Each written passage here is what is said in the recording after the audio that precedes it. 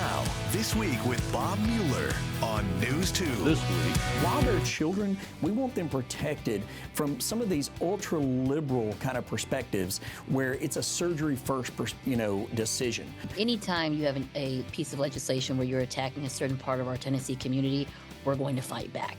lawmakers again debate legislation to regulate transgender affirmation health care. The state, by constitutional duty, is the oversight of local governments. State law creates local government.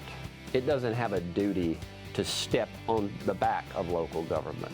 Another state versus local government battle heats up. Before they were able to land the helicopter, it exploded and touched upon the kindergarten. From what we hear from the evidence, right, of people that were in the kindergarten at the time, they compare it to basically a gasoline tank being thrown on top of them and exploding and catching on fire immediately. We return to Ukraine, scene of a deadly helicopter crash, and hear from Memphis resident aid worker Christina Katrakis. Poorly conceived, poorly crafted piece of legislation. I certainly support the law. This is unfortunate for our students in the state of Tennessee. We're not going to go in reverse. Let's leave these decisions up to the child's teacher.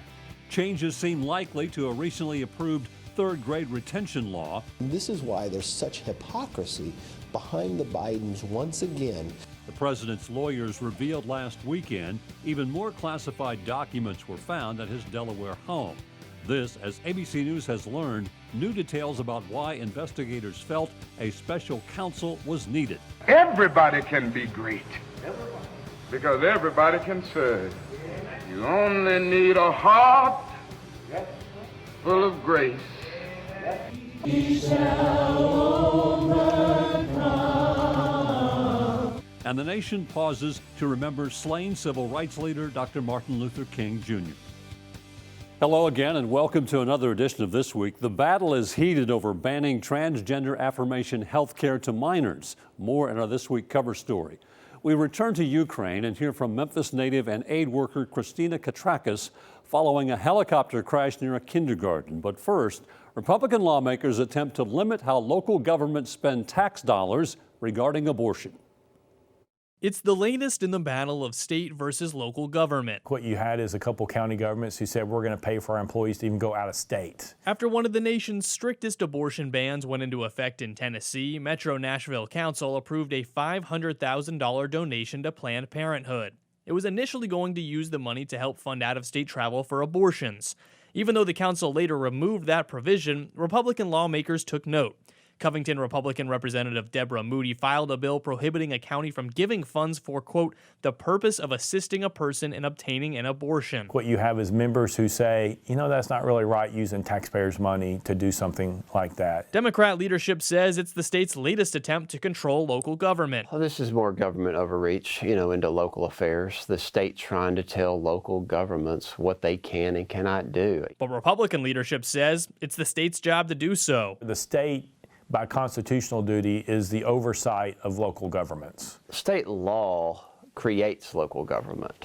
It doesn't have a duty to step on the back of local government. Moody's bill is particularly important for cities or towns close to the Tennessee border. If it passes, a county can't provide money for a woman's transportation, food, or anything related to the abortion in a nearby state. We have a duty to protect taxpayers' money as well. And so I think what Republican caucus would argue is that's taxpayers' money. Not all of taxpayers across Tennessee agree with doing that. We don't need people just continually trying to approach an issue that as of now is settled law in the state of Tennessee. We did request an interview with Moody for this story. Republican caucus press staff tells me she isn't doing interviews until the House schedules the bill for consideration. A Republican lawmaker has filed a new bill to adjust the third grade retention law to give more local control over the issue. Right now, the state has the final say over which students move on from third grade and which ones stay back. Here's Chris O'Brien. Poorly conceived, poorly crafted piece of legislation. It seems like just about everybody I certainly support the law. Has an opinion. This is unfortunate for our students in the state of Tennessee. On the third grade retention law. We're not going to go in reverse. Under the current language of the law, the state solely uses the TCAP to determine whether a student is proficient in reading. But now that could change. maybe there's a better way to do this than having one test in one moment in time that is going to be the deciding factor whether a student is retained or not in third grade. Greenville Republican Representative David Hawk filed a new bill to allow each LEA to decide whether to pass a student to the 4th grade or not. Now, LEA stands for Local Education Agency and is generally the school board or local school district. Currently, as the law stands, it's up to the Department of Education to decide whether to pass a student to 4th grade or not, depending on their TCAP score. The retention aspect will be largely decided upon by the teachers, the parents, that school district, whether they go forward or not. It's a bill most Democrats are in favor of, though leadership would like to see it go a step further. What I would love to see is let's leave these decisions up to the child's teacher. Nashville Democrat Representative John Ray Clemens argues even an LEA won't know each individual student, so the Department of Education wouldn't either. The state has no business making a decision whether a child should progress from grade to grade. Whether the legislature passes Hawk's bill remains to be seen, and even he admits he expects it to be close. On a confidence scale of 1 to 10, it's a 5. I think it's a middle-of-the-road answer to the problem that we've got, or solution to the problem that we've got. A problem with many voices on a solution. In Nashville, Chris O'Brien. The president's lawyers revealed last weekend even more classified documents were found at his Delaware home. This, as ABC News has learned, new details about why investigators felt a special counsel was needed. New revelations that the Department of Justice considered sending FBI agents to President Biden's Delaware home to monitor the search for classified documents. Sources familiar with the matter tell ABC News because the Biden team was fully cooperating with the government, the DOJ ultimately agreed to back off and let Biden's lawyers carry out their own searches in November. President Biden largely staying silent on the latest batch of classified documents found in his private home, including 5 the White House revealed were discovered last Thursday. The administration now under fire for not disclosing that information until the weekend. I have been forthcoming from this podium. And Ian Sams, spokesperson for the White House counsel's office, telling reporters, while we're limited in what we can say during an ongoing DOJ inquiry, we are providing as much information publicly as is appropriate. House Republicans now launching 2 separate congressional inquiries into the documents, accusing the administration of waiting months to tell the American people about their discovery. This is why there's such hypocrisy behind the Bidens, once again, something big that comes forward prior to an election where they kind of keep it quiet, where the American public could actually have a say in it. But the White House hitting back, blasting Republicans for what they call hypocrisy, noting that they had little interest in investigating the reams of classified documents seized by the FBI at former President Donald Trump's Mar-a-Lago estate. Now to our This Week cover story. Lawmakers are again debating transgender legislation. They say it's designed to protect minors. Chris O'Brien spoke with leaders on both sides of the issue to gauge where the state stands. It's a party line issue. While they're children, we want them protected from some of these ultra-liberal kind of perspectives where it's a surgery first, decision. It's utilizing medicines that have never been used in this way that will have lifelong negative effects for these children. Anytime you have a piece of legislation where you're attacking a certain part of our Tennessee community, we're going to fight back. Republicans argue bills to prevent children's transgender therapy and ban any drag show that is deemed sexual in nature are about protection. Democrats say it's just the latest attack on LGBTQ rights. We love these kids. I recognize that this is something that's difficult, that some of these kids go through, and we want to love them. We want to get them the help they need in terms of counseling and therapy. But let's not make any decisions or allow decisions to be made that will do something that's irreversible. Tennessee families from one end of the state to the other are facing a lot of challenges on a daily basis. Drag shows don't rank anywhere near the top 100 of those challenges facing Tennessee families on a daily basis. Though Johnson argues his bill isn't meant to attack the drag community. It's not a drag show bill. It's a bill about saying we're not going to have sexually explicit adult-themed entertainment in front of kids, whether it's someone who's dressed in drag or not. Democrats disagree. It's a real social issue, a political issue that doesn't even address a real problem in Tennessee.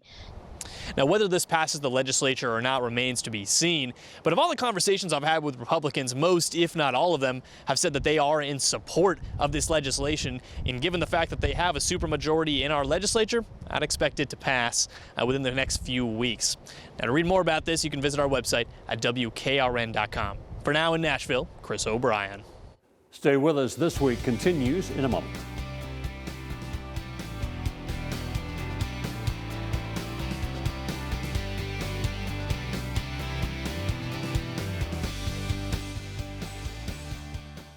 More than a dozen people are dead after a helicopter crash, including Ukraine's interior minister. As ABC's M. Wynn reports, infrastructure is in danger of collapsing due to Russia's barrage of missile attacks. And we hear again from Memphis aid worker Christina Katrakis as she continues her UN aid work in the Ukraine war zone. Flames erupting after a helicopter crash near a kindergarten near Ukraine's capital, Kyiv, this morning. Officials saying at least 16 were killed, including Ukraine's interior minister, Denis Monastyrsky, along with 8 others in the helicopter and 3 children on the ground.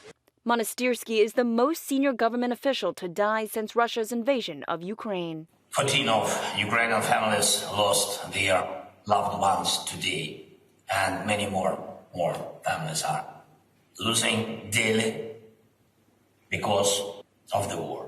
Another 25 people said to be injured and debris scattered. This grandmother saying she barely escaped the nursery with her granddaughter. The cause of the crash is under investigation. This comes as Ukrainians are still reeling from the Russian missile strikes in Dnipro this weekend that killed at least 45 people, including 6 children. Kyiv's mayor sounding the alarm, warning the country's infrastructure is at risk of failure due to the repeated Russian rocket attacks. We don't talk about the collapse, but can happen any second, because any second Russian rockets can destroy our critical infrastructure. As Ukrainian leaders plead for increased military aid, ABC News now learning the U.S. has withdrawn a significant amount of artillery shells from its pre-positioned stocks inside Israel. And the U.S. reportedly pushing other countries to send more tanks to Ukraine. These are sovereign decisions for each country to make. Today, Russia's foreign minister said the relationship with the U.S. would never be the same, adding negotiations with Ukrainian President Zelensky are for now out of the question. M. Wynn, ABC News, Washington. We've been following the work of Memphis native, aid worker, and ambassador for the Foundation for United Nations SDG, Christina Katrakis. She has been providing aid and shelter to Ukrainian refugees and those displaced by the Russian onslaught since the war started. She is the only representative from the foundation to remain in Ukraine. Tonight, we hear again from Christina about the helicopter crash near a kindergarten as she is interviewed on the BBC. Let's take you live to Kyiv now. We can talk to Christina Katrakis, who is a UN ambassador to Ukraine for the UN Sustainable Development Goals. So, Christina, very good to have you with us. We're saying all of these tributes being paid to Mr. Monastyrsky, but can we also take a moment to think about what the people of Bovary went through today, witnessing that helicopter coming down and knowing that underneath it was a kindergarten where their children, many of them were sending their children to attend, and that people have lost their lives, including some children, we understand. Very, very traumatic for people in that town today. Hello, Lucy. Thank you for having me. Yeah, indeed. And I want to start this by saying that Denis Monastyrsky, as the Minister of Interior, and his team were very dear to us, and they helped us and our organization from the very first days of the war. So for us, it's a personal loss, so to say. And I do not think personally that it was just an accident, but of course, the investigation will show the results, because such things randomly and rarely happen as an accident during the war. And he is the top casualty right now. Upon his shoulders, many things were held, right, during the war. In terms of the kindergarten, we're dealing with another shock and, terror attack, so to say, be it an accident or be it a specially planned attack on the minister. But supposedly, from what we understand, the helicopter caught a flame while still in the air, and the helicopter was looking for a place to land. So he did like 2 circles, and he saw the operator of the helicopter saw the flat plane where the helicopter could land, and that was the area near kindergarten. And before they were able to land the helicopter, it exploded and touched upon the kindergarten. From what we hear from the evidence, right, of people that were in the kindergarten at the time, they compare it to basically a gasoline tank being thrown on top of them and exploding and catching on fire immediately. And indeed, we see the smoldering remains of the kindergarten and inside the interior. But the shock for kids was, unbearable. And basically, the adults who were working at the kindergarten, right, teachers, they were handing these kids across from the windows and fences so that other civilians and people living around could grab the kids and basically calm them down, put down their names and try to find their parents and, give candies, anything, so they would just calm down a little bit and also treat the traumas.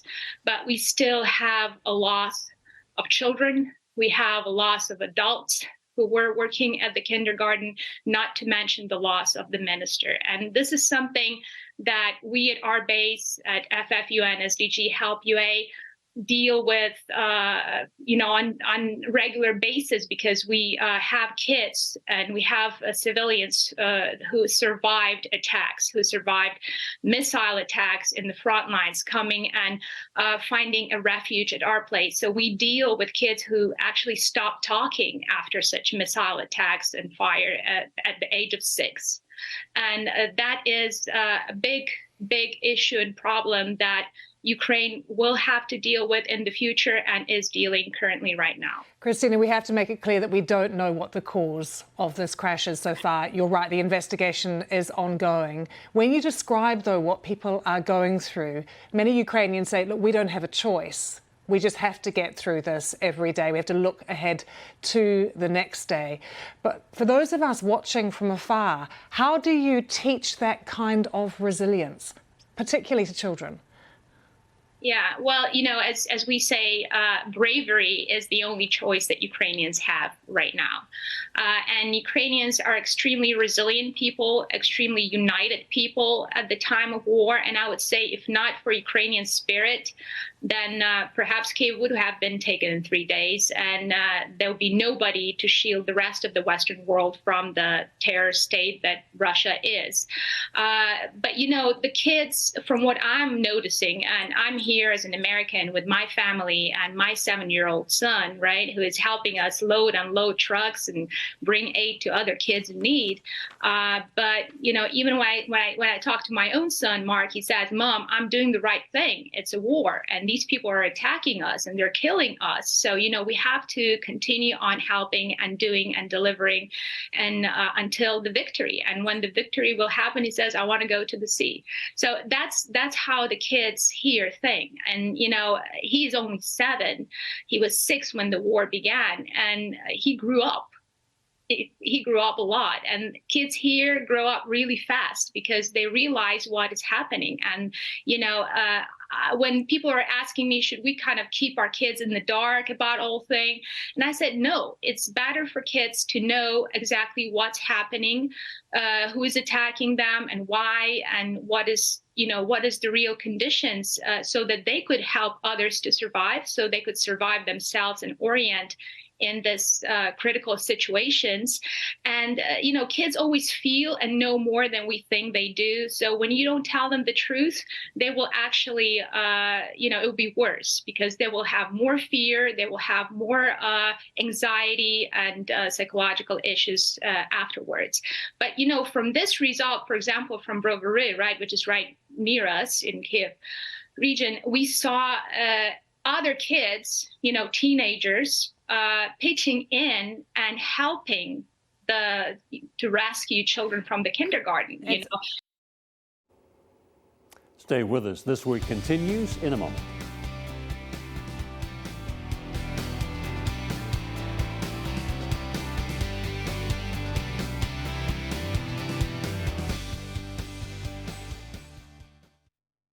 Welcome back to This Week. The nation paused to honor slain civil rights leader Dr. Martin Luther King Jr. this week on what would have been his 94th birthday.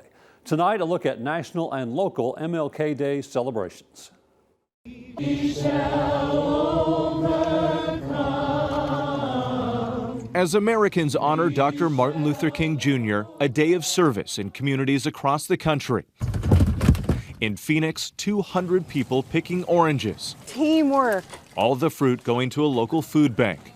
We have to give back to the community and help. Others serve by cleaning up public areas. When we do it together, things can actually get done and the burden isn't just on one part. Jab Johnson came out early to help with his young daughter. We just want to reinforce the responsibility of service. It's really nice because now I know there's actually good people in the world.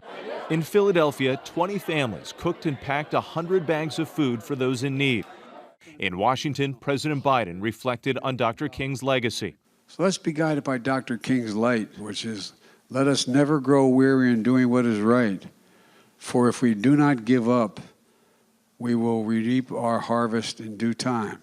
And tonight, Dr. King, in his own words from his Drum Major Instinct speech in 1968, encouraging the congregation to seek greatness, but to do so through service and love. Everybody can be great because everybody can serve. You only need a heart full of grace, soul generated by love. Nashville is home to one of the oldest Dr. Martin Luther King Jr. Day marches in the country, 3 decades in the making. And hundreds gathered again to honor Dr. King, marching from Jefferson Street to the TSU Gentry Center. The Interdenominational Ministers Fellowship has led the march since 1989. They were joined by residents, the NAACP, faith groups, college athletes, and lawmakers.